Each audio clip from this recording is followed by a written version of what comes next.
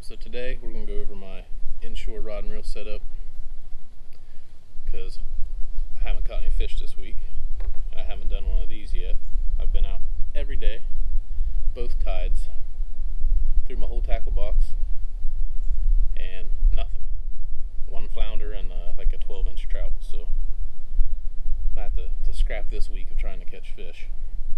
So anyway, we're going to start off with my bait caster. It's a Lew's Inshore Custom, and I have it on a Redbone medium. It's a 7-foot. I absolutely love these rods, and you'll kind of know that as I go. But I use this reel right here primarily just for swim baits. Anything 1/8 ounce and above. It's relatively new. I haven't had it that long, and I haven't even caught a fish on it yet.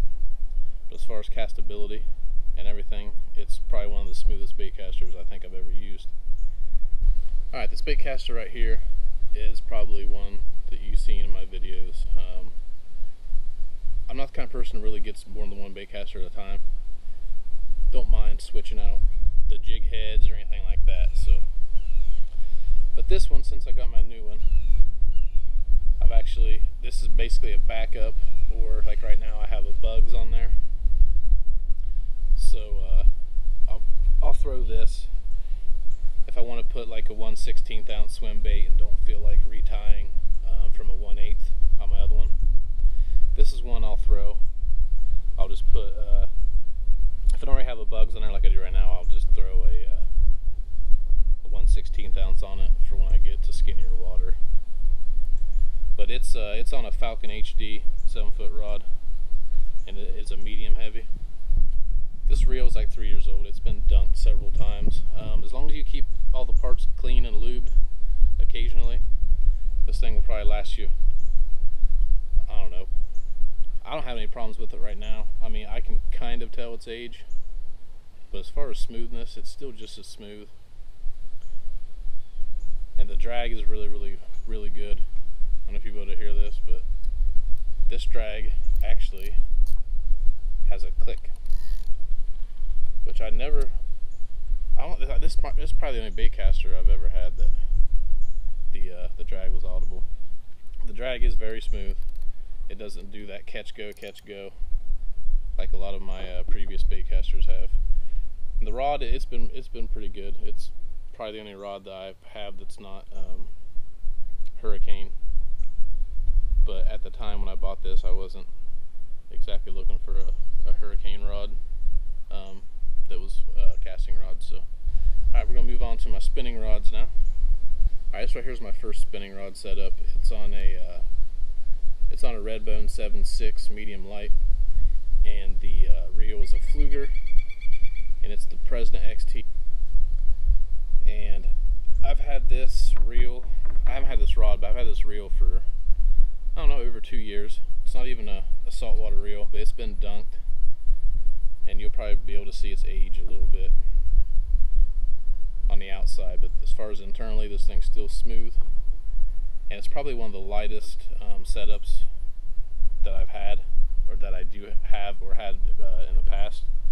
It's extremely light and well balanced.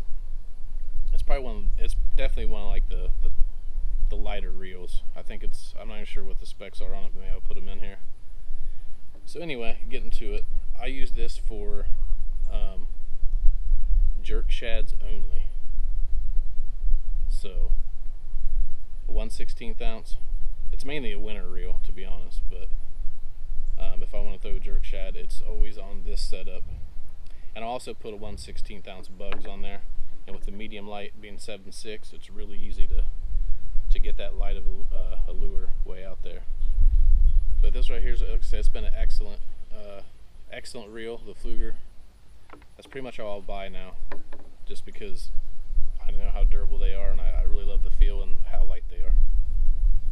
Alright, moving on to the next. Alright, so this right here is another Fluger, and it's on a 7-foot medium heavy calico jack by Hurricane. I've had this rod for probably 2 or 3 years, probably closer to 3 years. I don't know about you, but I'm the kind of person that when I walk through the garage with my rods in my hand, I hit the walls and hit the ceiling, and there's not been one problem with this. The eyelets are still perfect condition, not a single problem. And like I said, with just the balance of it, it's really, really light. I use this setup for top water and my suspension baits and wake baits, anything hard plastic, and you can cast and retrieve all day with this without a problem. Alright, move on to my next one.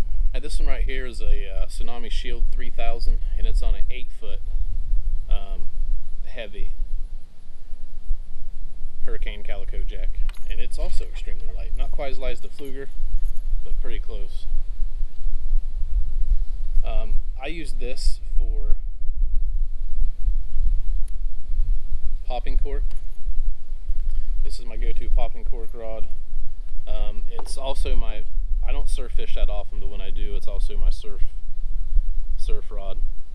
If I'm just like trying to cast, you know, somewhat close for flounder or even Spanish.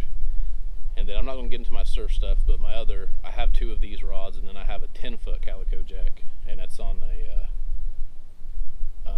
another Tsunami Shield, but a 4000, and that's what I use when I'm like trying to chuck out, like, you know, 2 and 3 ounce spoons way out there. And then I have the other Calico Jack for just the closer stuff like Spanish and flounder and whatnot. So that's why I went ahead and moved this over to my dedicated popping cork. And my other rod and reel I didn't even want to bring out. It's just a Cast King Sharky 3 on like I think it's on an ugly stick, and that's only for Carolina rig, cut bait or live bait on Carolina rig. So it barely gets used. It'll get used in the winter time for sure, but for the majority it doesn't get used that often. Alright guys, that's all I got. I ain't got no fish to show you, so I figured I'd go ahead and do one of these. I don't plan on upgrading anything because I'm pretty happy with everything that I have at the moment, unless something breaks. But the whole live stream thing I was going to do this week, I kind of want to go out there and see if the fish were back in here yet. I mean, I'm sure there's fish in there, but it's not, like I said, I've spent day in, day out for the last 2 or 3 days or whatever, me and my dad, and the only thing I had to show for it was a small trout and a flounder. And I've literally hit every square inch of that marsh on both tides, I believe. And they're just not in there. And if they're in there, they're so thin that it's, you know, the grind has been it's been kind of discouraging this week. So I may go ahead and still do a live stream possibly, but I really want to establish some fish before I do the headache of all that, and I don't want people to watch for, you know, a few hours of just me casting to the water and reeling in. But anyway, that is my setup, my inshore setup, and so if you guys liked it, please leave a like, and if you liked it, consider subscribing, and hopefully I'll get some fish on here soon, and I'll see you next time.